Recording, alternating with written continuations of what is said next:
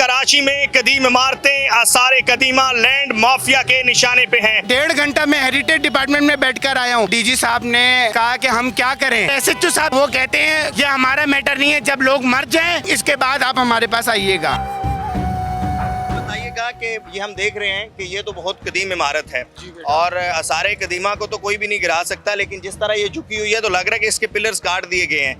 कौन काट रहा है और आपने कहीं मुतल्लिका अदारों से रब्ता किया? बेटा ये इसके नीचे की जो मेहराबें बनी हुई थी और इसके अंदर कुछ जानवर बने थे, इसके दीवारों में पत्थर के पीले पत्थरों के जानवर बने हुए थे, मेहराबें बनी हुई थी वो इस और बड़ी बड़ी इसके अंदर आधे आधे गज जितनी बीम थे, इसके मतलब पिलर थे, वो सारे पीले पत्थर के वो सब काट दिए गए, सब तोड़ दिए गए। रात के अंधेरे में 1 महीने तक इसमें काम चलता रहा।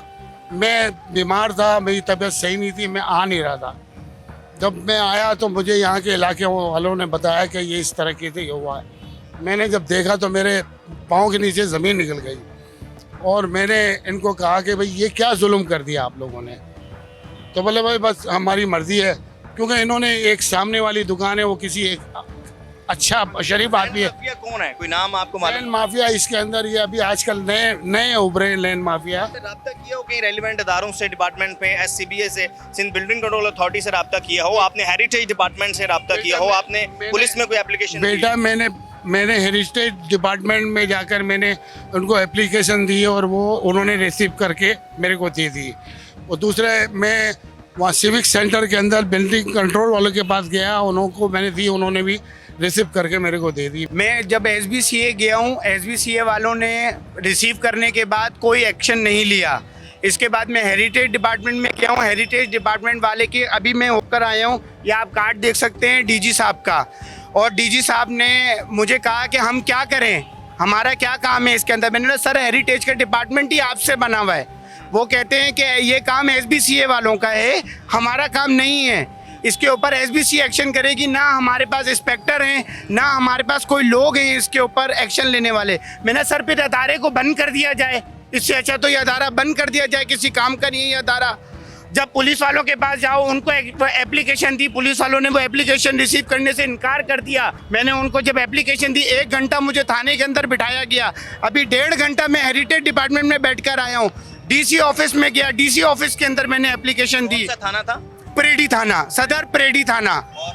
वहाँ पर SHO साहब भी बैठे हुए थे। जब मैंने SHO साहब को बोला सर ये मेरी रिपोर्ट रिसीव नहीं कर रहे, तो वो कहते हैं कि आप ये हमारा मैटर नहीं है, जब लोग मर जाएं, गिर जाए बिल्डिंग, इसके बाद आप हमारे पास आइएगा। ये SHO ने कहा? जी ये SHO, ये एड मोहर ने कहा। आप सितम ज़रीफ़ी देखिए कि एक शहरी जब अपनी एप्लीकेशन लेकर जा रहे हैं पुलिस स्टेशन, परेडी पुलिस स्टेशन के हेड मोहर कहते हैं कि जब बिल्डिंग गिर जाए, लोग मर जाएं तो फिर आप आइएगा। अच्छा मुझे चूंकि स्पेसिफिक इससे रेलिवेंट है Sindh building control authority. DG आपके पास कार्ड है, डीजी के पास गया हूँ, अभी थोड़ी देर पहले डीजी के पास से आ रहा हूँ। डीजी हेरिटेज के पास से, उनका नाम था अब्दुल फतेह शेख। वो उन्होंने पहले तो मुझे स्टार्टिंग में उन्होंने बोला कि मैं SBCA का काम है, हमारा तो कोई काम ही नहीं है, ना हमारे पास इंस्पेक्टर है, ना हमारे पास कोई नफरी है, ना हमारे पास पुलिस की कोई नफरी है। बस हम लोग बैठे हुए हैं, किसी किस्म का एक्शन नहीं हुआ। अभी भी रात को काम चल रहा है। थोड़ा सा आगे बिल्डिंग की तरफ भी चलते हैं, आप हमें दिखाइएगा। अगर आप वकार जी सामने आ जाओ।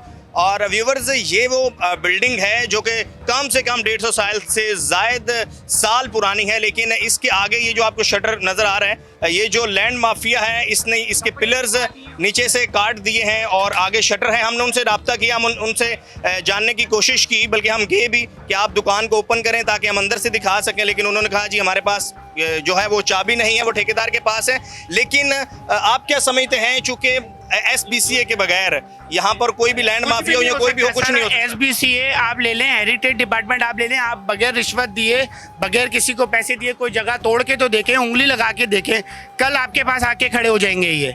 लेकिन जब हमारे पास कुछ है नहीं, हम उनको पैसे नहीं दे रहे, कोई काम नहीं हो रहा, तो अगले पैसे दे रहे हैं, उनका काम हो रहा है, हमारा काम नहीं हो रहा। और ओल्ड सिटी एरिया में वैसे भी जो है ना पुरानी इमारतें ऐसी हैं जो मतलब हमारे मुल्क का असासा है, समझ गए। इधर करोड़ों रुपए की दुकानें, लेकिन इसलिए नहीं करते कि ये हमारे मुल्क का बहुत कीमती असासा है।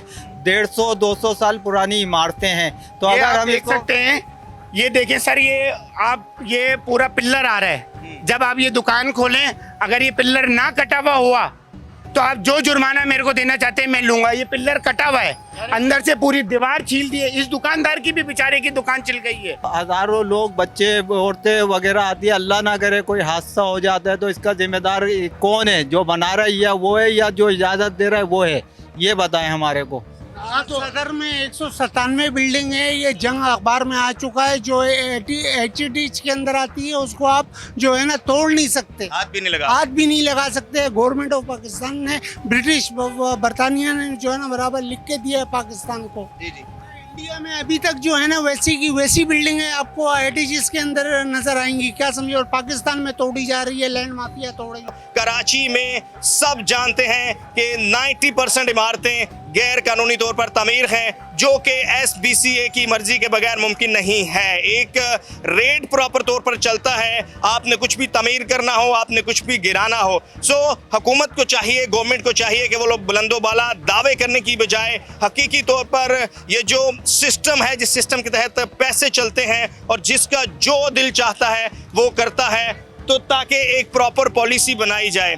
ये लोग किस कदर अफसोस की बात है कि इनके पास, इनके हाथों में एप्लीकेशंस हैं और इन्होंने कहा कि हमने हर अदारे से रजू किया, हर रेलिवेंट डिपार्टमेंट से रजू किया, लेकिन कोई हमारी सुनने वाला नहीं है। urdupoint.com ने कोशिश की कि इन शहरियों की आवाज़, कराची ओल्ड सिटी की आवाज़, इन लोगों की आवाज़ आप तक पहुंचाई जाए, ताकि जो हमारे हकाम बाला हैं उनको एहसास हो कि अगर आपने अवाम की खिदमत करनी है तो वो कुछ करने से पहले करें। इंतज़ार इस बात का मत करें कि कोई सानहा, कोई वाक़या हो जाए तो उसके बाद आप मैदान में आएँ। अपने मेज़बान से मंशा को इजाज़त दीजिए। अल्लाह हाफिज़।